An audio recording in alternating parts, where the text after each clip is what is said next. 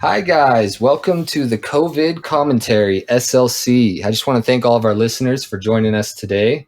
And today we are joined by a special guest, Troy Gonzalez. I've been messaging him a little bit back and forth about all these different articles, and we're both helping each other stay up on the news.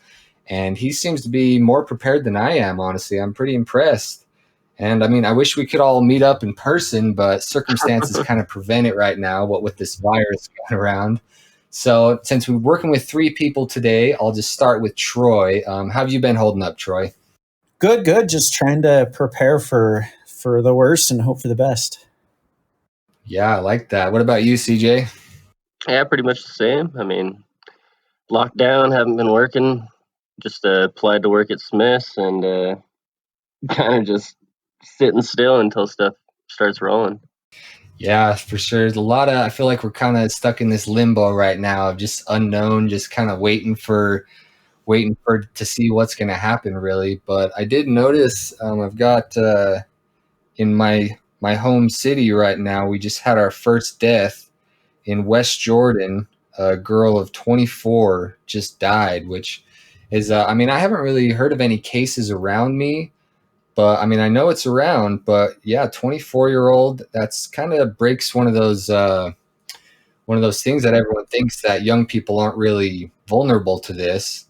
So that that definitely goes to show that definitely is going to affect everyone.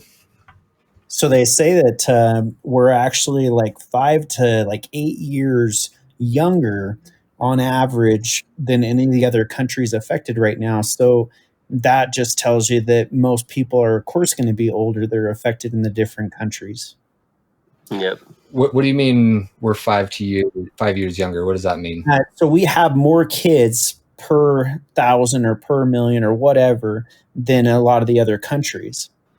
Oh, I see. That's kind of interesting. Yeah, because I've noticed our death rate has been much lower than, say, Italy or Spain.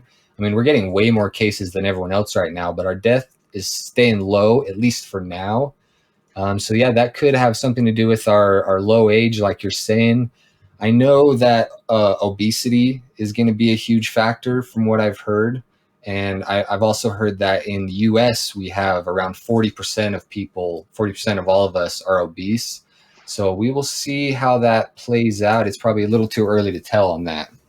What they were saying today was that if they didn't do the lockdown, if they didn't cut China out from coming in and do all the precautions that they're doing, we'd be at like 2.2 million deaths by the end of this thing, just by the statistics that they put together, the mapping for it. And then with what they're doing, they're expecting 100,000 to 200,000 deaths and that's with putting in place what they're doing because it's that bad and it's around that bad. Like, I mean, we've got to take this seriously. We don't have a clue as to what's really going on, and they're giving us little by little, and they really don't even have a clue because it's new to them as well. Yeah, definitely a lot of unknown right now. But I mean, a lot of places have had that pretty strict lockdown. I mean, we don't have a full lockdown here in the US. I know in your county, things are locking down pretty good. Still fairly lax though. But I mean, even with all that, we're seeing these numbers continue to explode. We're seeing a lot of people die. I heard the other day we surpassed the amount of flu deaths per day, which kind of good that it breaks that myth, because that's one of the things you hear thrown around the most is that 100,000, 600,000, whatever people die from the flu every year. And this obviously hasn't matured to that point, so we can't really compare the two yet. But the fact that we've already passed the amount of deaths per day really shows the seriousness of this. It's sad that it's taking that for people to realize the seriousness of it. Yeah, definitely one of those things that, I mean, unfortunately, you have to see. It takes a lot of people to see the bad happening to realize and open their eyes and start preparing and taking precaution. Yeah, and it's unfortunate because the mainstream media has just lost all trust, and rightfully so. I mean, it's very commonly accepted that the mainstream media is just not to be trusted. So when they finally, the way I see it is it's like the boy who cried wolf. They basically say the world's ending anytime anything happens. Then when a real threat comes in, nobody takes them seriously and thinks they're overblowing the whole thing. And, obviously besides that, so there's the mainstream media that nobody can trust. And there's also just the fact that there's so much misinformation from this. If you don't really dive deep on the technical side of this virus, then you're going to have a really hard time understanding why everyone's freaking out about it. Absolutely. So on March 5th, when I went into the dollar store, when this first was like kind of starting to work its way this way, I was doing the home show for my company, and I went to buy a huge box of spray bottles because I make this like magic potion for granite cleaner. Super easy recipe. I actually write the recipe on the bottles. So one key ingredient was isopropyl alcohol. And so I go in and I buy all these bottles. The manager says to me, so somebody came in, Chinese, and they bought over 4,000 of their hand sanitizer bottles. And they paid for shipping to send it back to China for their family and friends. And I'm like, wait, what? Why would they do that? The shipping alone, that makes no sense. And at the time, it made no sense. And then we go to the home show and we're all kind of laughing about this whole thing. It's not, hey, it hasn't really hit yet. And then all of a sudden on 310, we had one in Morgan, we had one in Park City. I'm in Colville. I'm right between the two. And where is there a lot of people flying into and going and visiting? Park City. Where do my kids go to school? They go to school with people that are from Park City. They go to school with people that are from Morgan. And we're right in the middle of it. I said, Jessica, if there's any more cases, we're pulling them out of school. The very next morning, WHO announced it a pandemic. 10 minutes later, my kids were out of school. Wow. That's good that you took it seriously. So that was kind of your come to Jesus moment when you were at the dollar store where it kind of hit you that maybe this is pretty serious. Yeah, that was like, not even then, because we started going to different stores and we started looking for isopropyl alcohol and we couldn't fill that one ingredient. And we were just like, wow, that's crazy. It's people are just hoarding it. And that's all it is. They're just hoarding it. And then started to realize, well, no, they actually got a jump on us and they bought out the supplies, the supply chains, and are sending them to where they need it currently.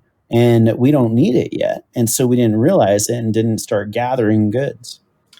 I see. Yeah. And one thing I've kind of noticed with people is they either start this whole coronavirus journey on one side or the other side. And depending on which side they start on, and this just kind of like a human tendency is like whatever your opinion is at first, you're going to look for the evidence that supports the opinion that you already created, rather than it'd be much better if humans were kind of fluid and open to hearing all these different sides before really developing their opinion. But I've noticed, because I've seen it in a lot of different people, where it really depends on what's like the first thing did they hear. Did they first hear that it was a hoax, or did they first hear some believable information that it's serious? And that kind of divides people. And then now, even today, the people that decided it was a hoax early on are still trying to find any evidence they can that it is a hoax. Right. See, and one of my brother-in-law, he friend as well. He says said it best. He said, if you're in the jungle and the bushes start ruffling, do you expect it to be the wind and then it's a tiger, or do you expect it to be a tiger and then be relieved that it's the wind? Like you have no idea what's ruffling in the bushes right now. The scientists don't have any idea what's ruffling in the bushes. They just are taking it day by day, and what they're giving us is what we can take to an extent. So they're probably not even giving us the full thing. So since day one, I've thought about it that way. Yeah, I've heard that example used for a lot of different things. It's basically just a trait that's, I mean, I guess it kind of goes both ways, but it seems like with what you're saying, the ruffling in the bushes, it could be anything, and it seems like the route that evolution would kind of take us is to overreact to what's in the bushes, because it's always, I mean, worst case, if you overreact and it is the wind, then you just lost a little bit of energy. But if you underreact and it is a tiger, then you're potentially dead. So the gene to overreact and over prepare would be more likely to be passed on to the generations below. Well, that's kind of what I see people doing too. A lot of the initial reaction was the overreaction, but it's just because things weren't handled correctly. You mean with like the toilet paper hoarding and stuff like that? I mean, yeah, just with all the above. I mean, you seen when I was sending you videos just from the beginning when it started popping off, and it was toilet paper was the first thing to go, and with how you said alcohol was the next thing to go. People were buying Everclear at the liquor store that they were like limiting people to. Um, After that, it was like hand soap. Hand soap, you can't find antibacterial hand soap anywhere. And that's like another big one because, other than the restaurants, like you figure like restaurants get stuff from like these big depots and stuff like that. So they're usually pretty set for a little while. But with all those restaurants closed, like you think they'd start like, using up those things and big um those big companies that do industrial size amounts of stuff, you think they would start smalling it down and selling it and starting to distribute it just so people can get stuff. And I mean, I wasn't an over preparer. I just kind of grabbed exactly what I would need and stuff that I would need. And at this point, it's like kind of coming down to the wire, and I've got I've got plenty of food. But when it comes down to like the hand sanitizer, like I just ordered a thing of hand sanitizer from fucking Wish. Like it's just happens over and over again. I get online and I'm like, whatever, whenever I could find it, like may as well. And it was the very last one that was on there. So I mean, when it comes down to things, those things are scarce. Oh yeah, there's a couple of vodka places. I can't think of the names offhand, but you could look them up. They're switching over and making hand sanitizer, and it's available to the public as well. And you can buy them by the gallon or whatever. And yeah, they're making it locally because vodka is not really the thing to make right this second. Yeah. Yeah, it's supply and demand. And I believe CJ mentioned that on our last podcast. And there's a lot of companies doing that same type of thing. I know, like with the ventilators, there's probably a bunch of local craft places or, that are starting to make masks. And man, one thing I want to say, it's definitely interesting to see just how quick the shelves can empty of certain things. It's just that little bit of panic, and all of a sudden, I don't think I've ever really seen like an empty shelf in my whole life, unless they're like moving stuff around. It's definitely interesting to see how quick that can just happen of just one little thing, and then boom, this thing that we rely on is just no longer there. And I don't want to toot my own horn a little bit here, but on March 4th, actually, I made a post on Facebook saying I found a picture in Italy of a bunch of empty shelves, and I had been listening to Chris Martenson ever since mid-January. So I owe everything I know is pretty much I owe to Chris Martenson, and he was sounding the alarm for like a month, and I was just like, "What are you freaking out about?" Because I normally listen to him to get all my economic news and all the catastrophes that's happening in the finance world. And he started sounding this alarm about the coronavirus. And I was just, I even skipped a couple of his videos because I was like, I don't care about viruses or outbreaks. It's always just an overreaction. And then he kept sounding that alarm. And so I got a little interested, and he was showing the math happening in China. And I was just like, wow, I think this is actually going to be a big deal. So on March 4th, I posted on Facebook, hey, by the way, if you think the shelves are empty now, because that's when we were just seeing the toilet paper shortages, I was like, if you think the shelves are empty now, wait till you see next week. We're going to start seeing canned food shortages and a lot of the essentials. And I called it right on. Then the very next week, I was starting to see a bunch of people complain about how now they can't get their normal food that they buy, which is a pretty sad thing, and you got to kind of feel bad for the general public that's been affected negatively by this. Absolutely.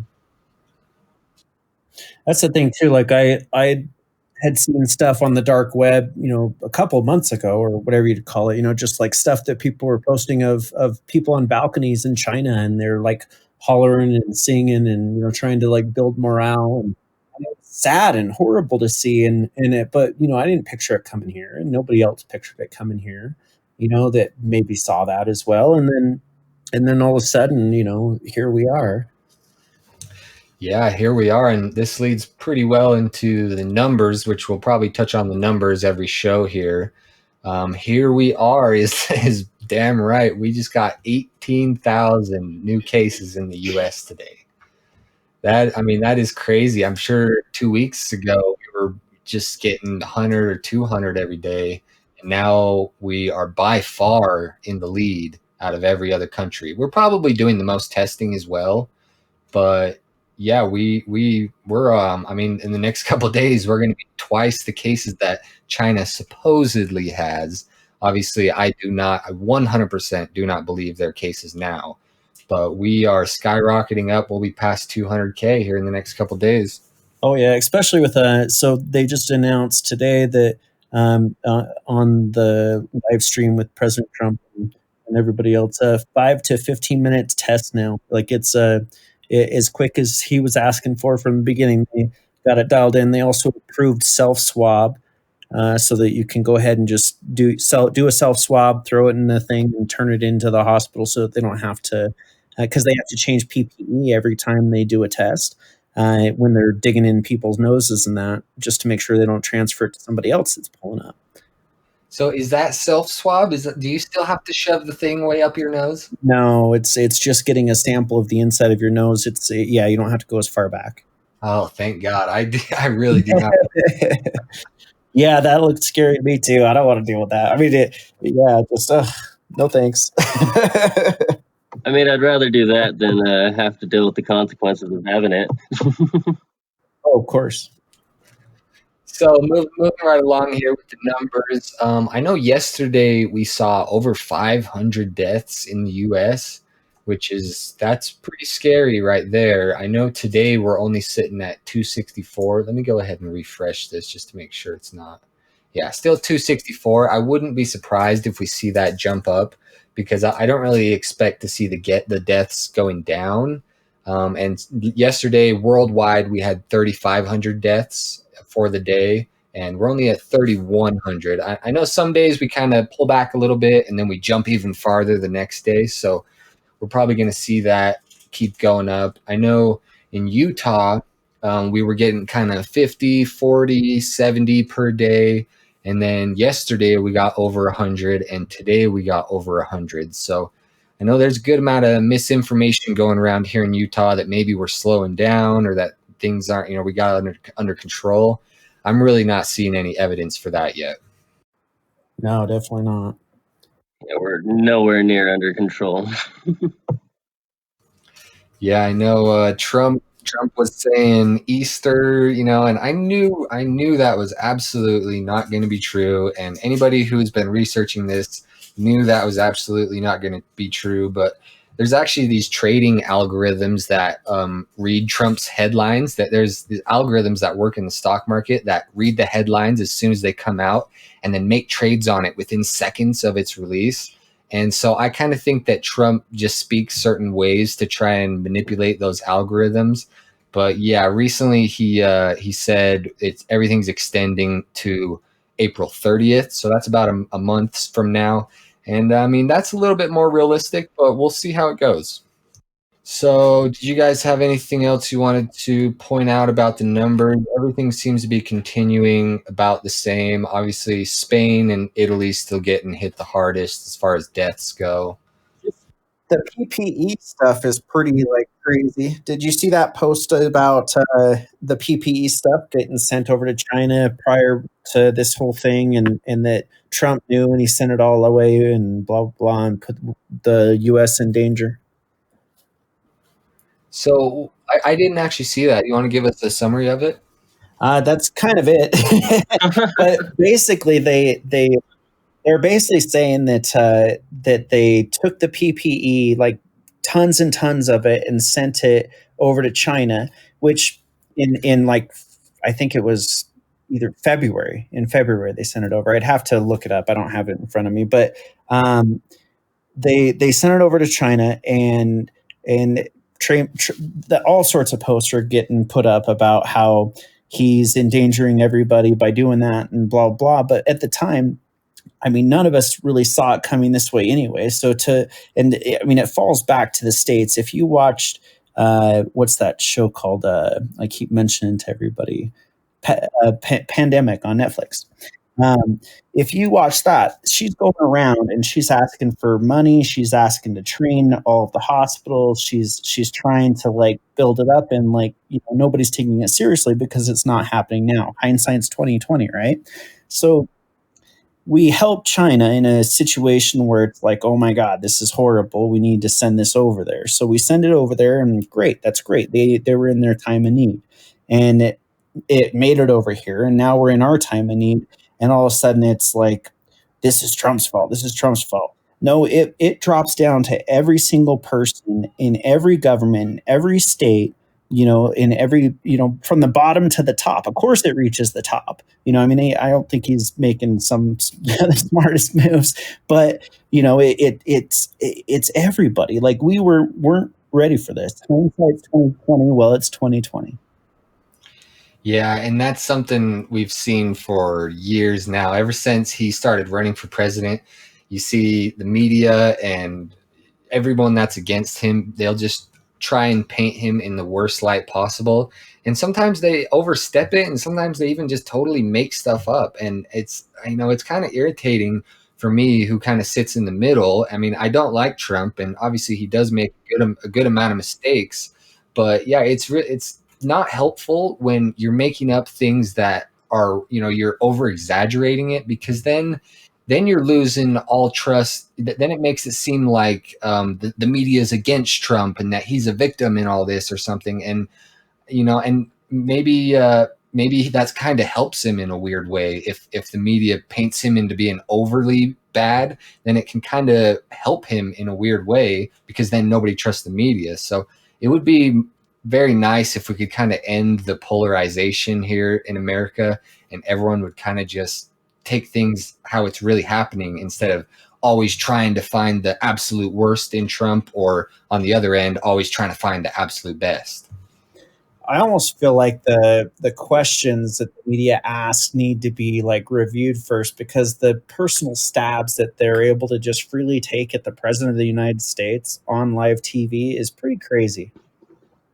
Yeah, it's definitely the first president that I've seen take jab after jab and then also direct all of his questions to be answered by somebody else.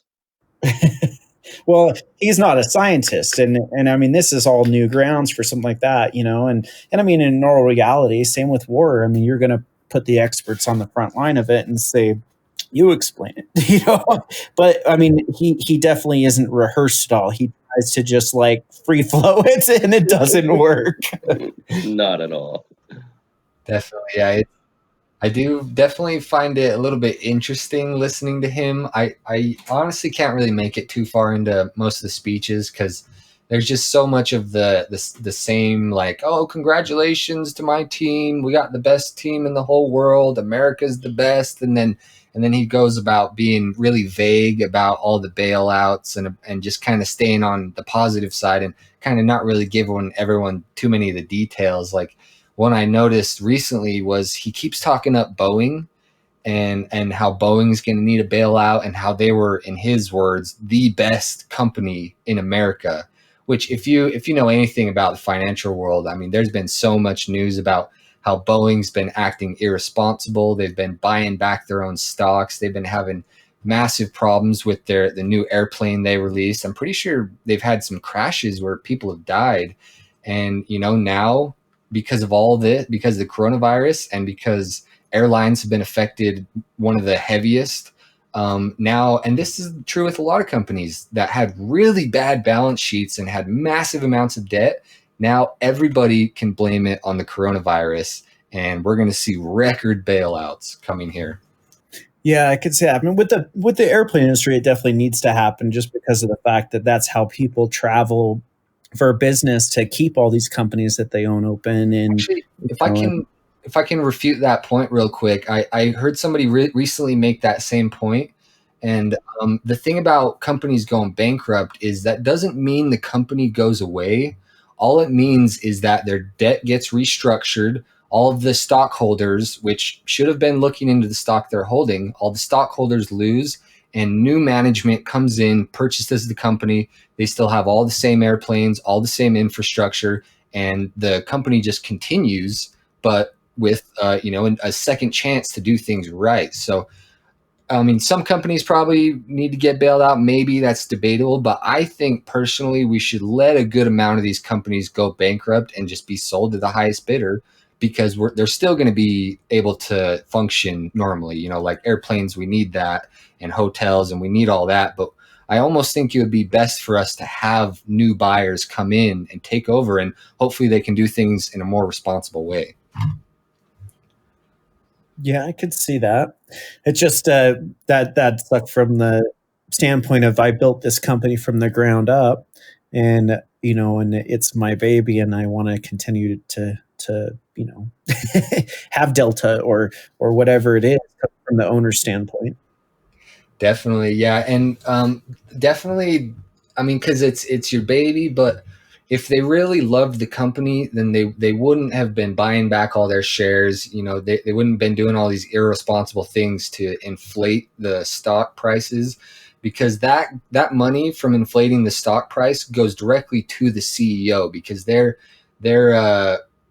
what's it called? Their bonus basically is tied to the share price, which usually will create a healthy company, because then it gives the CEO incentive to give all the shareholders profit, because then they all profit at the same time. But there's this loophole called share buybacks, where companies basically take all their free cash flow and purchase their own stocks, which creates an artificial demand for those stocks and makes the price go way up. But then whether they had to go into debt to buy those stocks back, or they just spent all their cash that they should have been spending on research and development. And if you look at our economy, 95% of the stock increases that have happened over the past 5 or 6 years have all been from those share buybacks, the artificial inflation, basically. And that's why all of these companies are in this huge problem right now, because they have no money saved up. They have massive debt on their balance sheets, and now they go a week without business and they're already demanding bailouts. Yeah, and that's what's crazy to me is that like a month or whatever, like I mean, this started happening and I hit as many jobs as I could. I worked, 12 hours a day and 15 hours a day, whatever I had to do to like get as many jobs as I could out of the way before I get shut off, which today I just found out I'm not essential, and so I'm okay for a little while. I think you're essential, Troy. Yeah.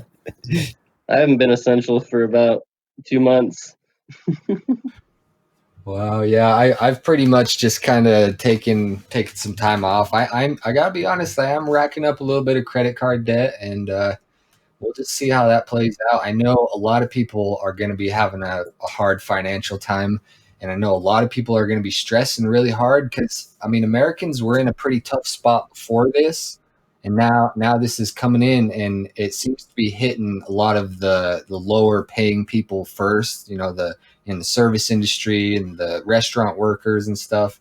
It's going to be, I mean, this is a fascinating time to be alive. I mean, I don't think the government has ever just sent out checks to every American before, and we're going to be seeing that in the next couple of weeks. Oh yeah, it's going to be some big sort of almost like a bailout of the American people in a sense. I mean, you're going to have to keep the American people afloat. So in doing that, though, like we've already talked about before, there's so much money that's being printed and generated and pushed into the market, that with all these bailouts and all this extra money and stuff, it's going to lower the price of the dollar, definitely. Yeah, and the dollar is a really complex thing. I listen to a lot of people speak on the dollar, and it's literally split right down the middle of people that think the dollar is going to go way up from here, because there's massive demand for dollars outside of the U.S. from these people. Well, there's a couple different things. Some of them have loans, and they need to pay back interest on that loan, so they need dollars to pay that back. And another big slice of the pie is from all of the travel industry. These people, they're used to accepting all these dollars, and their business runs on dollars. and now when no one's traveling out of the country, that whole industry is dying, and so they need dollars to stay afloat. And we've actually been basically giving away dollar. We've been printing them and giving them away through what's called currency swaps, which I don't really fully understand, but we're basically giving dollars to people outside of the country because everything's tied together. All the countries in the world are all tied together. All the currencies are all tied together. If we let other countries fail, it's going to drag everyone down. So there's a lot of things going on with the dollar. I think the end game, though, is we're going to see massive inflation and we're going to see the dollar lose a lot of value. That could take a good amount of time. So that's probably enough on the financial side of things. I know I'm pretty much the only finance nerd here, but I know on this podcast, I wanted to talk a lot about preparation. I think that would be a really good thing to touch on for people because there's still time. There's still a little bit of time to get what you need to get in order. And so I know you, Troy, you seem to be really on top of your stuff. I mean, I feel like you could go probably a year or so if things really hit the fan. I mean, you got deer around your property, you're growing. Do you want to talk a little bit about what you've done to prepare and why you think maybe that might be a good idea? Yeah, I mean, just the fact that this thing can fly around and possibly be airborne, and now they're saying it is to an extent, and lives in the bottom of shoes and blah blah blah. Like I pulled the kids out of school and I immediately cut off friends. I cut off my own friends and just said I got to lead by example. I can't go and hang out with friends and then tell my kids they can't. And so it pretty much was like, well, this is a new reality, and you got to listen to your instinct. So instinct, fight or flight. I'm going to fight for my family and my life, and so first things you need food that can't be contaminated. So I went and got a ton of seeds and a ton of soil and that kind of stuff. And luckily, I bought water rights for my property last year, and I've got some drip systems set up so that I can do a rooftop garden and a huge garden by my kids' playhouse in the backyard. And then I went and got a ton of wood, just lots and lots of wood to be able to do fires with the family if we are on lockdown, or fire to cook or stay warm if stuff gets shut off for some reason. Like, we don't know how far this could go. um, Extra dog food, canned food for us, of course. Cameras set up because we don't know what's going to happen with, people losing jobs and losing their income and not having food to put on the table. They're going to panic and potentially, go after it from someone else. And I mean, even my sister in California, um, she was talking to me on the phone, and there was fights breaking out in the store, and the National Guard's there now. And I told her, you need to put two signs out front. One sign that says, beware of owner, not the dog, and smile, you're on camera. And I mean, there's a lot of, I mean, geez, generators and gas for the generators. And I've been waiting for the, excuse me, for the gas prices to drop, bottom out before I go fill up with a bunch of gas. But I've grabbed a tiny bit just to make sure I have some in my skid steer to work around the house, and some for my generators and some for the truck. But all the gas cans, like, I mean, I've only got a quarter of them full. But yeah, I mean, just basically, like I said from the beginning, prepare for the worst and hope for the best. Yeah, definitely. I think firearms, things like that, because we don't know how desperate people are going to get. Oh, absolutely. Yeah, definitely. What was I going to say? What about you, CJ? What have you done so far? I mean, I've kind of stockpiled a bunch of seeds and stuff, kind of like how you were doing. Still need to go get a bunch of soil and stuff, but I have a pretty big backyard to grow a bunch of stuff. So if anything that was to come down to that sense, then we should be good to go there, and should be planting hopefully with next week once it warms up. But have a decent storage downstairs, just all the basic necessities of food and whatnot. But when it comes down to, I mean, stockpiling toilet paper and that kind of shit, I mean, I just kind of got whatever I would need, for the time of being. That's not a basic necessity of life. And I mean, I've just been stockpiling stuff as I can kind of see. Like, I mean, uh, even as I had seen like soap, I had seen some antibacterial soap and started like stocking up on that. Grabbed a couple things of just like big jugs of that. I'm trying to be just more on the safe side. I mean, I feel like said before, I have my N95 masks. I've got a couple masks coming from Wish that are nowhere near N95 quality, I'm sure, but something to cover the face. And you know, uh, pretty much just holding down, trying to be as calm as possible, not wasting any resources for sure. I mean, there's no leftovers being thrown away, stuff like that. I mean, it's kind of time to bite the bullet where you can, and I mean, like you said, plan for the best, or plan for the worst, but hope for the best, I guess. Yeah, you're definitely lucky that you were able to get a couple of those masks. I do have the stuff to make them, and I'm gonna start doing that. On my end, I definitely was really focused on the food, just because I know the narrative going around right now. I mean, I've even seen people kind of making fun of people that are buying food, and obviously the narrative is that the grocery stores are all going to be open through this, and let's hope they are. That may be the case, but I'm thinking kind of a more long term thing. Prepare for the worst. Of what if we start having supply chain shortages? What if we start having outbreaks in the stores? I just want to make sure that, and I mean, even as it is right now, I would very prefer not to go to the store, just because that's where people are going to be stacked up the most. That's where you're going to have the highest chance of contracting the disease.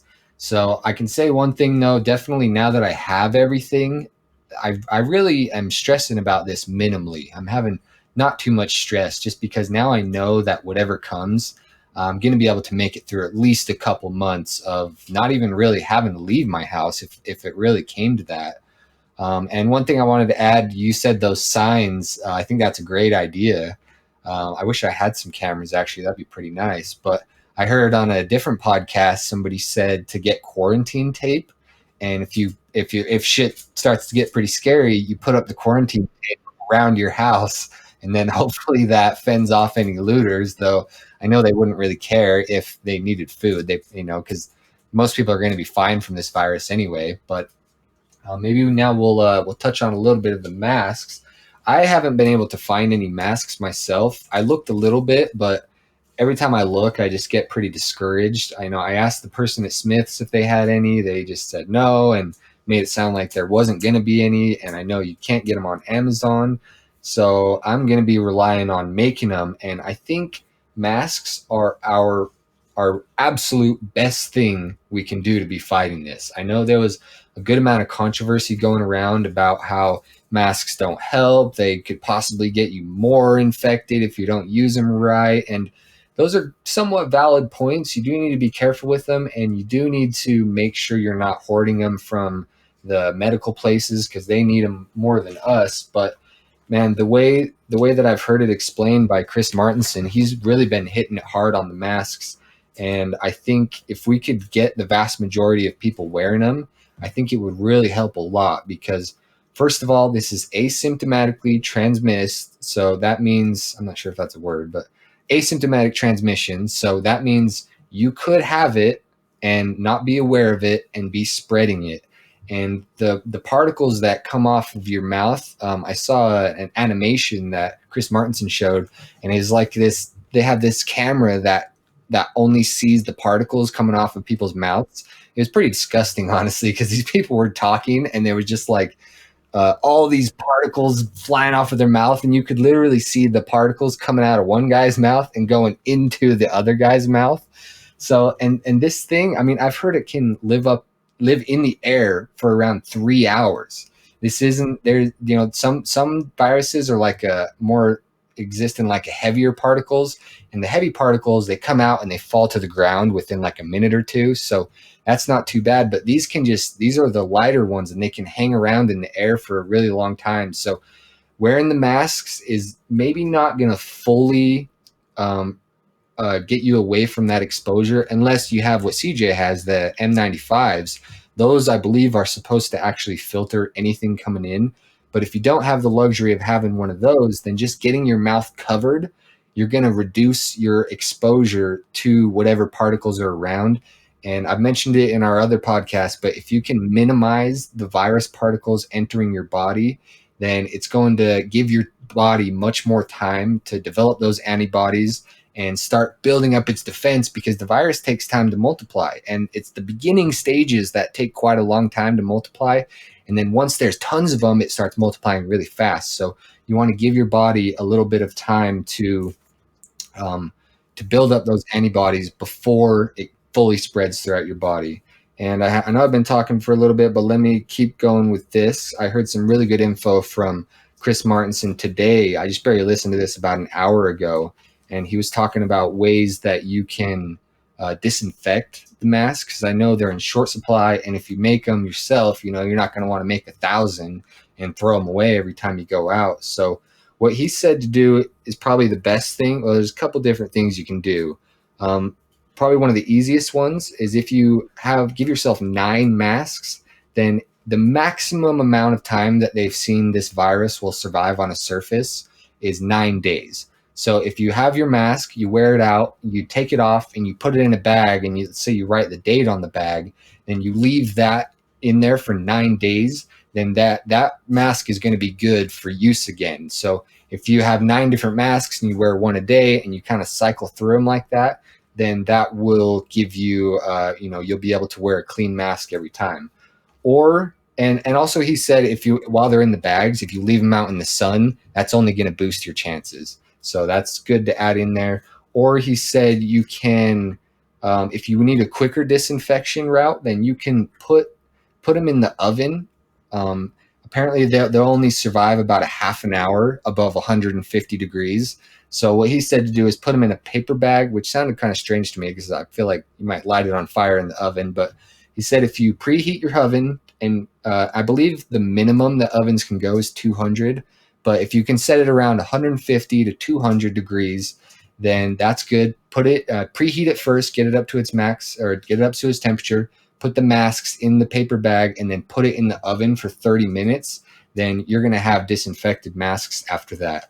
And he said, don't try the microwaves yet. We're unsure of exactly what that's going to do. We may hear some news that actually works really good. I could see that potentially working really great. Metal at the bridge of the nose, though. Oh yeah, there's that. He did mention that. If you have metal in your mask, do not even attempt that. But he basically said don't even try the microwaves because there's no data out for it now. But maybe we can hear that at some point. And he also said UV lights have been shown to work, but he's unsure of exactly how strong of a light you'd need and what kind of intensity. So only use that if it's a last resort. Is there anything you guys wanted to add to that? Yeah. So with the mask, I don't know if I missed it because I was reading some of my footnotes, but with the mask, spraying it with isopropyl alcohol, like a fine mist, was that something they advised against or not at all? I heard, I'm not sure exactly what it was, but I heard for the M95 masks that can ruin the filters if they get touched with alcohol. I haven't heard anything beyond that. If you want to try that, I would maybe look into it as much as you can. I mean, obviously, I'm not sure maybe if it leaves anything, you obviously don't want to be breathing that in. But I feel like if your mask is just like a bandana or something simple, a piece of cloth like that, I feel like that would probably work, is get a little bit of alcohol in there, and then the alcohol is probably going to evaporate. But I would look into that if possible. With these type of things, we definitely want to be really careful and make sure we're getting things that are guaranteed to work, For sure. I found like 8 N95s from when I was working on my house in my little barn outside, and yeah, we've just been kind of rotating through them. So I have a hair tangler spray bottle that the girls use, and it's a really fine mist, and we just barely hit the mask with it and then just hang it up in the car. and then use a fresh mask the next time that we go, and then just let those sit for a couple of days or however long until we have to go again. And yeah, so I actually read a headline today. It said stealth transmission demands widespread mask usage. So they're starting to push it, and I mean, you see in China, like we have it under control, and they're at the mic, and everybody around them, everybody that you see in China has a mask on. So it's obviously important, as you're saying, to put one on and wear it. Like my wife felt like a fool. Like she said though that it actually seemed like if anything it helped because people ran away from her when she was at the store shopping for groceries. They were almost running into the aisles, and she's got gloves on, she's got the mask on, and taking the gloves off properly, super important. Taking the mask off properly, super important. Taking your shoes off before going inside and setting them either in a bin or sterilizing them is super important. If you really want to, go into a public area where it could be getting, passed around and then bringing it home. I was gonna say that places like Michael's were actually giving out kits for people to make masks as well. So I know that places like Joann's and Michael's and any like fabric place, I suppose, would probably start doing that. But you could easily make these masks at home, or at least a decent mask. Yeah, I mean, even just a bandana or a cloth over your mouth is really gonna, first of all, stop you from spreading any viruses that's coming out of your mouth, and like I said, minimize the amount that's coming into your mouth. But yeah, every country that has successfully, or at least kind of got, slowed the curve to a really manageable growth, they all do that because they have the masks. That's the one key thing that we really need to be focusing on. And it's unfortunate that all this misinformation was spread out. And it's unfortunate there's kind of this social awkwardness to wearing a mask. I actually haven't worn one out yet. I was wondering about it, and I got to be honest, the social awkwardness kind of won that battle for me. And I was like, no, I would feel too weird with one. But I actually went to Smith's with my wife, and I saw a couple people out there with masks, and I was like, okay, that's it. If I go out now, I'm going to wear one, because now I'm seeing other people do it, and I feel like I didn't think they were weird. I thought they were totally normal. So I feel like I might as well start wearing one now. So the reason that you're staying home is to try and not spread this if you happen to have it. The reason that people are, doctors, nurses are coming home and they're quarantining in a tent in the garage, or they're quarantining in the basement or somewhere, or if you're sick, you're quarantining, it's because you think you have it. Well, you need to think you have it. No matter what, you need to think you have it. And so in that mode, because it's invisible, without symptoms, we need to think we have it and wear a damn mask. You know what I mean? And then maybe we can get out and socialize and get together and hang out and talk, and within a distance of each other and blah blah blah, but not be spreading it everywhere until there is something to make it not so dramatic as far as the death toll and getting people sick. Yeah, definitely. I've heard that same thing of basically just the best policy is just pretend that you have it and that you're trying to prevent giving it to other people, because if everyone would do that, then it would definitely go a long way. But yeah, so masks, if you're listening to this, that's basically, if you feel helpless and you want to feel like you're doing something, then see if you can get some type of mask situation going on. I know even a lot of people have been donating masks to hospitals. If you're looking for something to pass the time, that may be something you could look into. Not exactly sure how to get in on that, but I know a lot of people are used to being at work all day and used to being busy, and you could fill your time with that instead if you're looking for it. Yeah, pretty much everybody should learn how to sew. Yeah, and you could make one fairly easy. I'm sure. I mean, you could just cut up some cloth and just tie it around your head if you needed to. So I've got a couple articles here as we can jump to. Maybe we'll start with one of mine, and then we can move on to some of your guys's. This one I have right here is about workers at Amazon starting to get infected. I think last show I said I pulled up an article that said 8 workers from 8 different Amazon warehouses had been tested positive, which is that's another one of those things that everyone thinks shipping is going to be open, just like everyone thinks that all the grocery stores are going to be open, but that leaves those people most vulnerable. So I think we should all expect that basically every industry, whether they're essential or not, is going to be feeling the effects of this. So this article I have right here says Amazon workers plan strike at Staten Island warehouse to demand coronavirus protections. And the bullet points here: Amazon warehouse workers at a fulfillment center in Staten Island, known as JFK 8, are planning to walk out on Monday. The workers are striking to demand that Amazon close the facility after an associate tested positive with the coronavirus there last week. So, this could potentially turn into one of those huge hotspots where you get one guy that has it, and with the amount of things they're touching there and are being sent out, they may need to shut down places like this fairly soon, even. Oh yeah, for sure. I mean, even in the prisons, like they're talking about letting a bunch of people out, and just the precautions that the prison guards aren't really taking, that they could be going home and coming back in and getting the inmates, sick. And like, it's just from every single strain of life is affected. And people are like, oh, it's the government, this and that, and like conspiracy theory. And by all means it could be, and I'm going to try and prepare for that as well as best I can, but that's out of my control.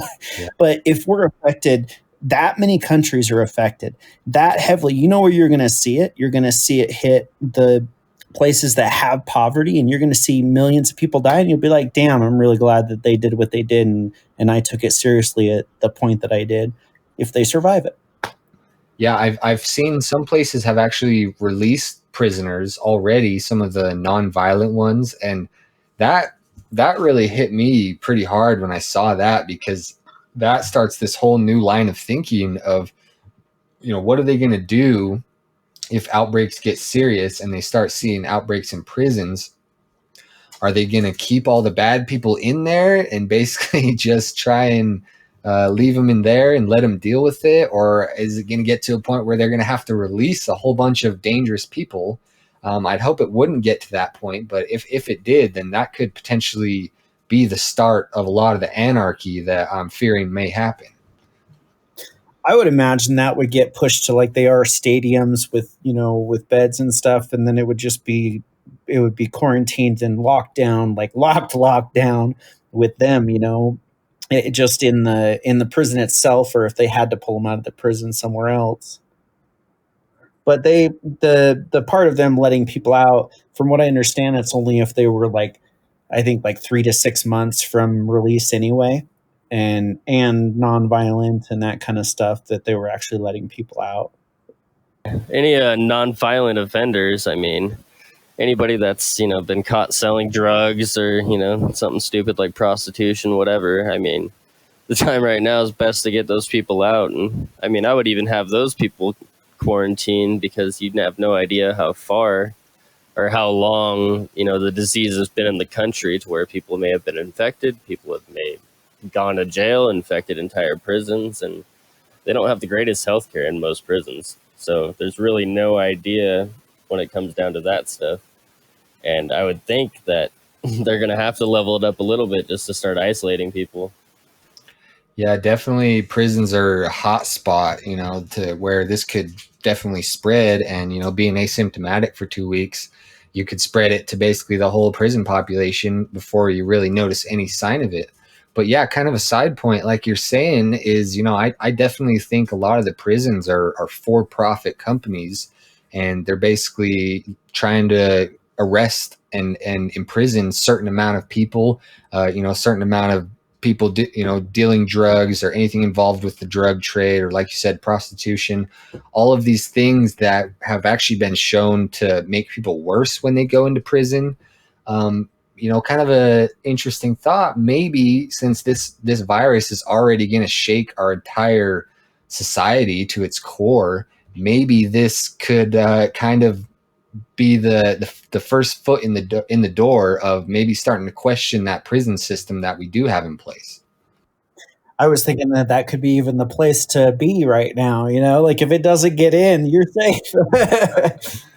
Yeah, that you may be right. Although I mean, because yeah, they got to ship in food and they got to take in outside stuff, and all the guards go home. And I could see that probably, if I had to guess, probably being one of the places I wouldn't want to be. But maybe you're right. Maybe it would be kind of a safe haven. Well, yeah. I mean, I guess if you're in there, you just need to think of it that way. A prison intake is probably the least sanitary place in the entire world. Oh yeah, very true. Very true. Yeah. So did you? Let's see, Troy. Did you have any articles pull up that you wanted to go to? Let's see. So I was seeing that the coronavirus is just one of the first many pandemics to come. And environmentalists are warning, and so they're finally starting to ramp up, and it's so wild that I mean, the whole hindsight's 2020, and we're in the year 2020, and like, why in the world would you not take it that serious? Like when they were doing the drills on this show Pandemic, I told you that I watched, they they're carting in one person and they're going over it, and they're all dressed in their PPE. And speaking of which, the PPE, I don't know if you saw it or not, but there's a video. It's like 3.5 minutes long, and it's in fast forward of someone in China putting their PPE gear on, and it's nowhere near what we have here. It's so much better, and that's why their nurses and doctors aren't getting sick, because they're going above and beyond on the PPE. But and now I lost track of what I was saying. Yeah, definitely. I mean, I know in Italy we're seeing a lot. I think CJ said on our very first show that over 2,000 people, doctors, medical people, had been infected. I haven't seen the numbers from China, and I haven't seen the numbers from the US. But yeah, if I was in those shoes, I would definitely want to be in full PPE, anything they could possibly have. I know supplies are limited, but yeah, that's something you really got to be careful with. Yeah, and I mean, America, or the U.S., whatever you want to call it, is one of the, I don't know, when it comes down to, like, sterilization and stuff like that, like you was saying, Troy, they, like, their protection equipment compared to China's or even Italy's is just, like, play toys. Is that true? Are we kind of lacking here in the U.S.? Is that what you guys have been hearing? Yeah, so that's where I was at, was the show Pandemic. So what I was seeing was that they're actually doing, they're doing tests, and they've got 5 people that are dressed up in gear, and they've got the patient dressed up in gear, and they're taking them in and they're putting them into the quarantined area, so that they're away from other patients. But that's one patient. One patient.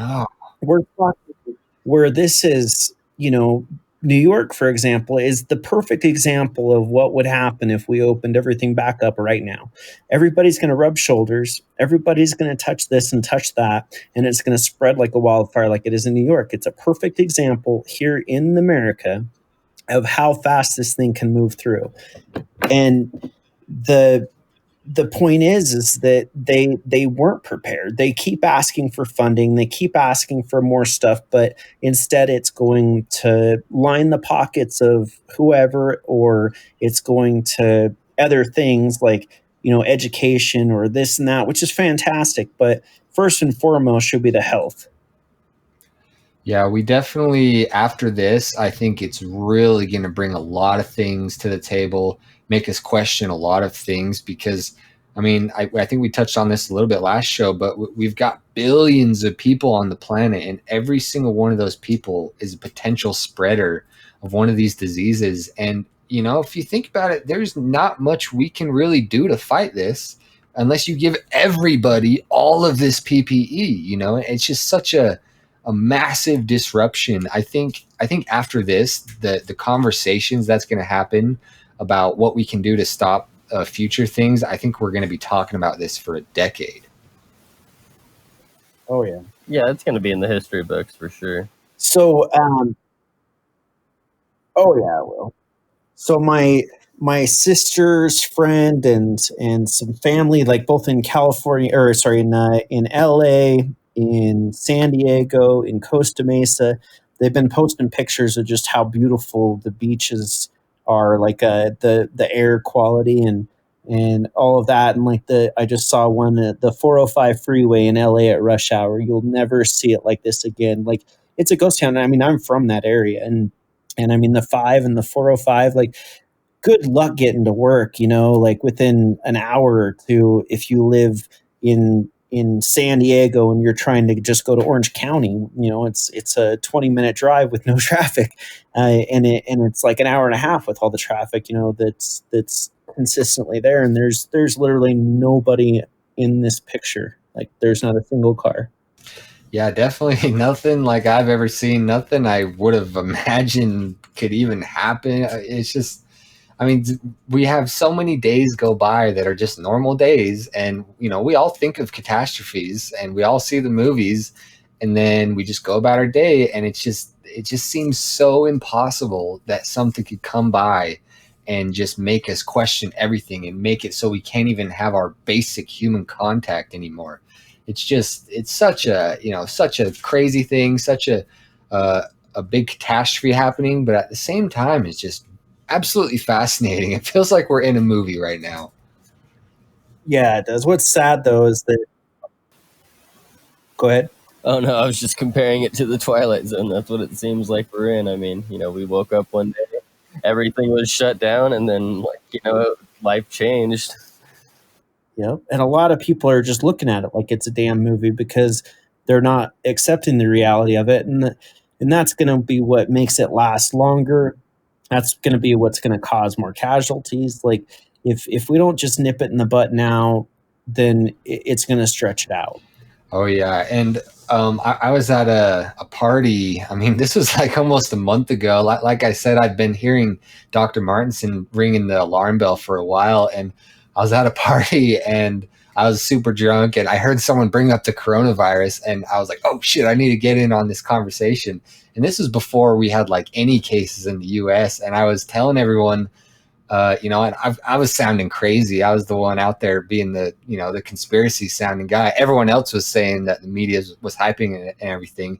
And I was like, you know what? From what I hear, this may actually end up being the worst in the U.S. because we're very unwilling to shut down our economy.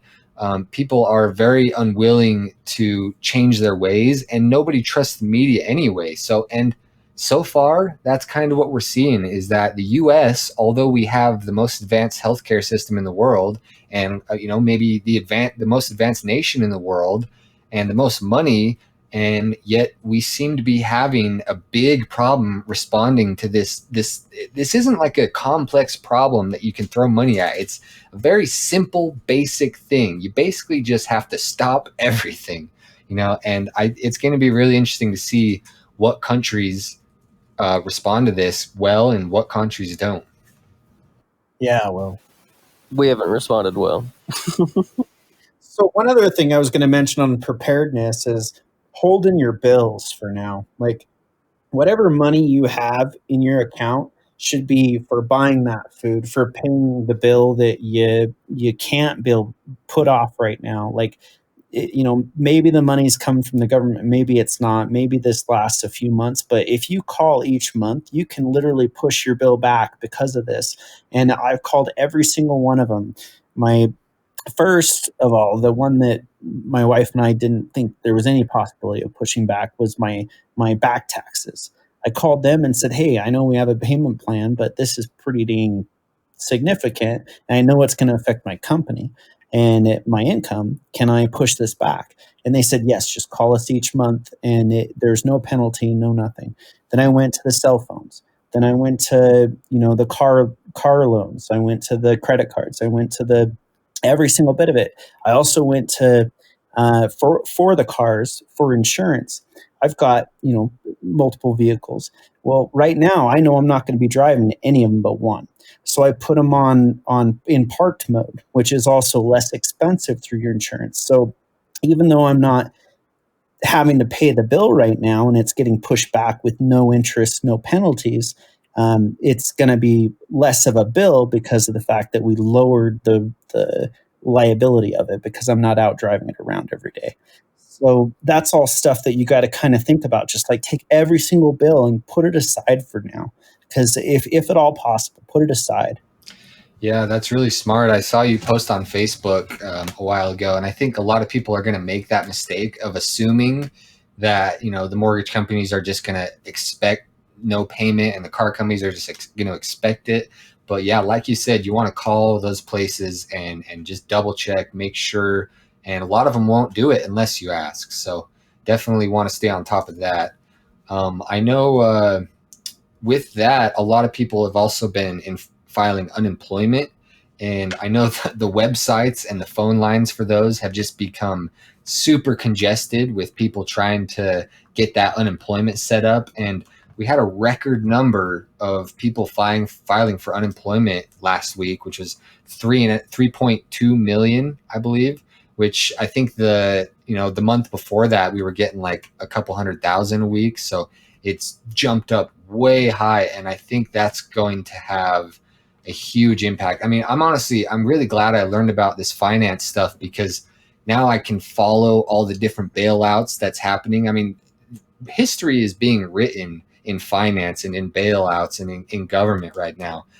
It's going to be really fascinating to see what we do as far as giving people money. I mean, we're going to run into some huge problems. Unemployment, we don't have this tax money just sitting there waiting to give people. This is all going to have to be printed money. Yeah, and moving on to this next article here, probably one of the biggest things we need to worry about, besides the virus and the food and everything, probably my biggest fear is, the military. What is the military going to do in every country? What is the government going to do? We're talking about martial law. I know for a lot of people, that's probably their biggest fear. And this article here kind of shows what the military's thinking at this point. My stepdad, Edward, shout out to Edward if he's listening to this. He sent me this article. It says U.S. military command teams in charge of protecting the homeland are being isolated in infamous bunker in Cheyenne in the mountains, where they will remain sealed off until the coronavirus pandemic passes. So it sounds like this particular team of the military is kind of in charge of protecting the homeland, being in charge of defending the U.S. And so they're taking a bunch of these guys and just locking them off in bunkers. So that way they can make sure we have guys ready to go to respond if shit really gets to that serious. What do you guys think about that? I think it says a lot about the numbers in China and where things are actually at. Well, yeah, it shows that they're preparing for any sort of, basically any sort of scenario. If you have that sort of backup plan, or at least a sort of, plan with that many people just like bugged out, basically, then regardless of what happens on the topsoil, those people are going to be at least quarantined and clean. Yeah, definitely. It shows at least all of the scenarios that the government's considering, and I'm glad to see things like this, because this could potentially turn into some type of war scenario, some type of scenario where the government loses control and we start seeing looters and civil unrest like crazy.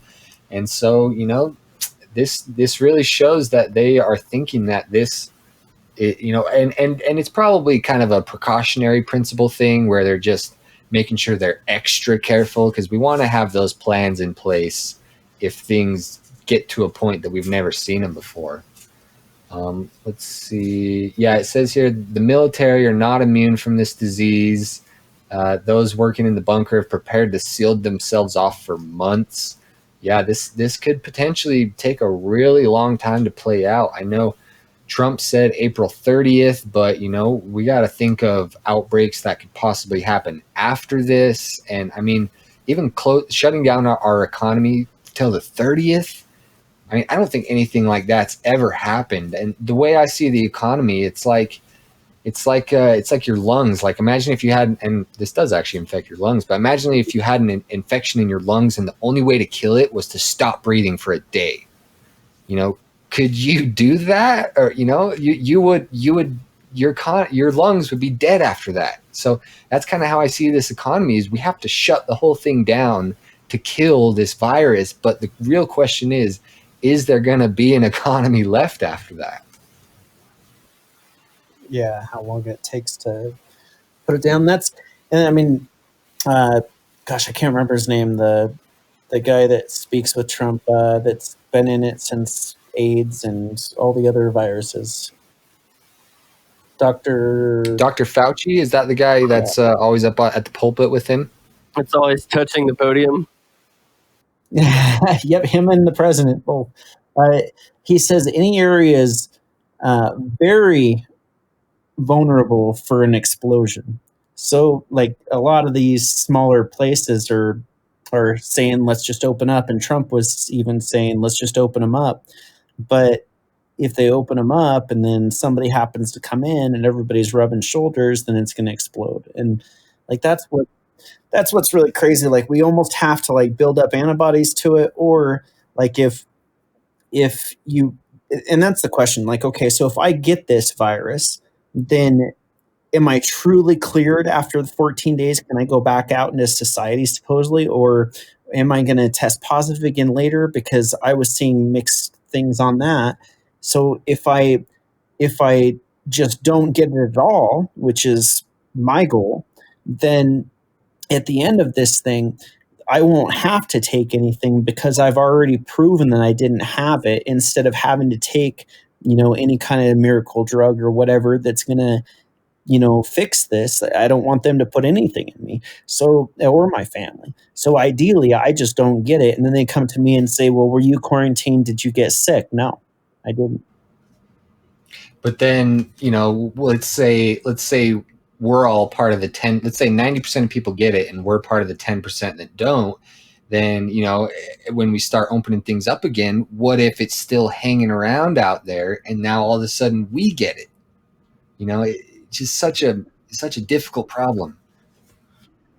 And that's the hard thing, is that, but by then, hopefully they've got it dialed into, okay, this is what you've got to do. And it's proven, versus like, okay, well, let's just try and get these people back out in the work. Cause they're talking about like bringing people back out after they've gotten it because they're supposedly immune to it, and then get them back to work, whether it be nurses or construction or whatever, to get the economy going again.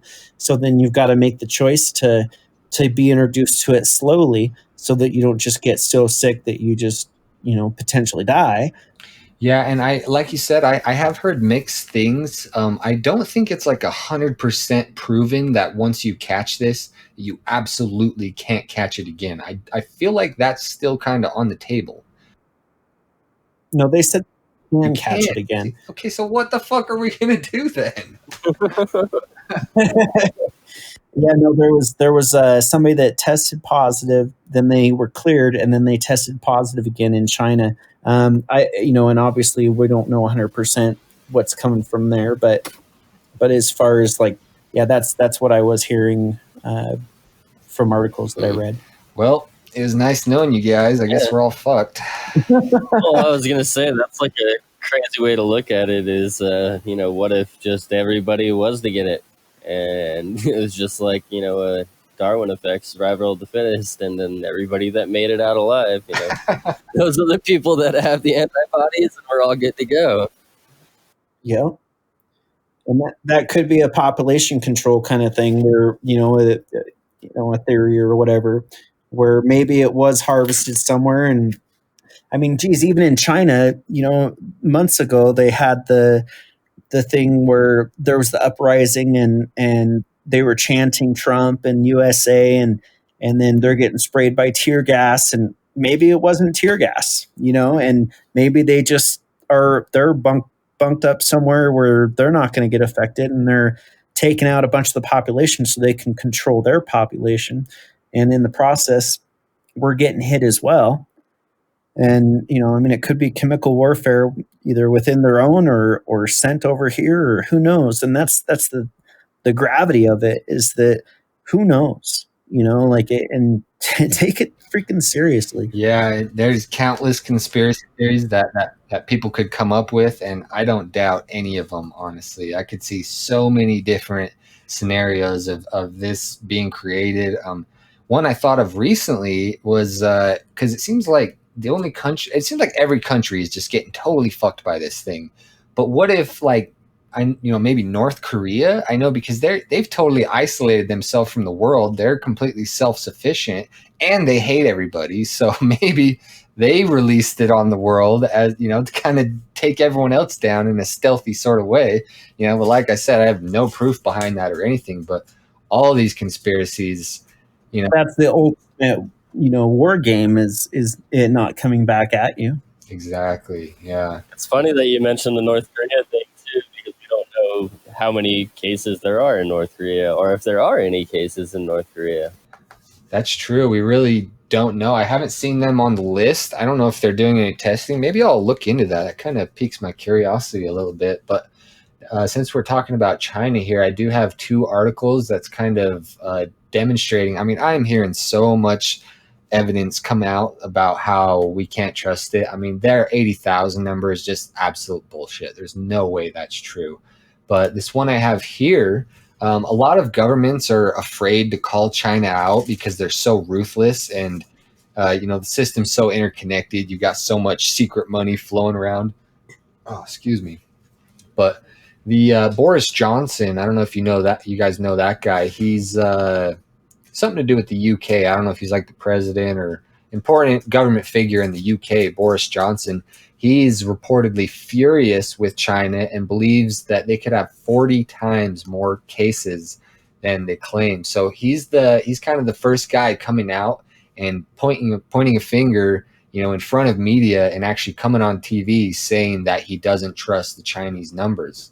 So I'm glad to see something like that. Let's see. I was going to say, I just looked up North Korea's numbers to see if I could find it, and it says here on the 27th of this month that they were at 2,280 cases, and it was 2,280 North Koreans and 2 foreigners. But I don't know, that number just seems really low, but they also do have a significantly lower population. So you were saying in China they said, what was it, 80,000 cases? Yeah, they say 80,000, but Boris Johnson is claiming 40 times more. So on February 4th, CNN reported the Wuhan coronavirus outbreak has killed more than 400 and infected 20,000 worldwide. Following here are the latest. So in February, it was mostly only in China, I would imagine, right? Yes. So if majority of those 20,000 were there in February 4th, and then we're only, we're barely into it, and we're, way above that. Like I would definitely say that it's not right. Oh yeah, there's no possible way. And I've heard that there's been a lot of like social shaming and kind of create this culture of like, if you have it, then don't come in to test. And they're creating all these incentives to get people to not come in to test. And they're also not testing a bunch of people that are dying. They're just basically marking them off as dead and not testing them. So this leads into the second article I have here, which is more evidence China is lying. The number of urns more than double reported coronavirus deaths. It says here there's 7 large funeral homes in Wuhan that have been handing out the cremated remains of around 500 people. 500 people to their families every day. So they're handing out 500 every single day. So that in one day we would be up to the 3,500 amount. And it comes down here because if we take into account all of the different funeral homes they have, let's see, 5,000 urns were delivered to one of these funeral homes. And so it's estimated that if we just go off of this, just based off the urns and the number of funeral homes, it's estimated that there's at least 42,000 that have died already. And I mean, if we last podcast, I talked about the 21 million cell phones that dropped off. So I mean, we've got it. I would not be surprised if there's at least 100,000 deaths in there. I mean, the numbers don't just shoot up like that and then just drop off. So, and China has every incentive to hide this. And it's really frustrating because we're seeing a lot of people on TV talk about China's numbers like they're real and like that's how we need to, that's what we're going to be expecting in our countries. But so far, we haven't seen any country that has for sure 100% gotten a handle on this. So we do not really know when we're going to be peaking and when this is going to be ending. And from what I've heard in China, they've tried to reopen things and they're having to close them down again. And they're trying to get the factories going and they're seeing outbreaks again. And this is exactly what we've been talking about. It's not just something that we social distance for a while and it goes away. This is going to be a battle that we are in until we get a vaccination or some type of herd immunity. Yep, for sure. Such a challenging problem for sure. Did you guys have any more articles? I believe that's everything I have. I'm pretty set. I pretty much went through all my footnotes. I still can't. I don't believe North Korea's numbers either, but I definitely think that China's got well over 100,000 deaths. Yeah, I mean, there's so many countries, and I don't know if I trust our numbers. I don't know if I trust Italy's numbers. I mean, as this grows and expands, I feel like the mistrust is just getting higher and higher. I mean, it's outpacing our ability to test. Countries are getting under more and more economic pressure, so they're more and more incentivized to lie. I mean, yeah, when I look at the numbers now, I just see so many reasons to question all of them. Iran, Russia, China, Japan. India. We can't fully trust. What was that, CJ? India, yeah, them too. They're behind on the testing. I know they are under full lockdown now, so they're at least taking it serious. And I reposted a video on Facebook of they have these guys on motorcycles with sticks basically going around beating everyone that's out on the street. I guess that's their way to incentivize people to stay in. Jeez. Hey, it's non-lethal. Judge and jury right there. Yeah, you would definitely not see that here. That's for sure. And that's part of the problem is that, I hate to say it, but for something as serious as this, they really should just shut it down for a minute and let's figure it out. And I'd rather survive and rebuild my company from the ground up or do something else, work at McDonald's and still have my family. Yeah, I mean, you can't put a price on a life, and unfortunately, that's the situation we're in is balancing the loss of life with the loss of economy. And probably the best solution I've heard so far is the hammer in the dance. I don't know if you guys have seen that article. I talked about it a little bit last show. Is basically we need to put down the hammer, this really strict policies, and stomp this thing out as much as possible. And then we need to do a dance of slowly opening things up and being really technical and strategic with the way that we do that. And I mean, I think that's the best we can do, although it seems like we're really trying to not shut things down as much as possible. And I think it's really going to bite us in the ass. I think we're going to see hospitals overwhelmed in basically every single state. We're going to see supply chains disrupted. And, that's why I think there's still time. I think you should go ahead and make preparations for, like we've said multiple times on this podcast, prepare for the worst, hope for the best. Absolutely. And be thankful for what you have.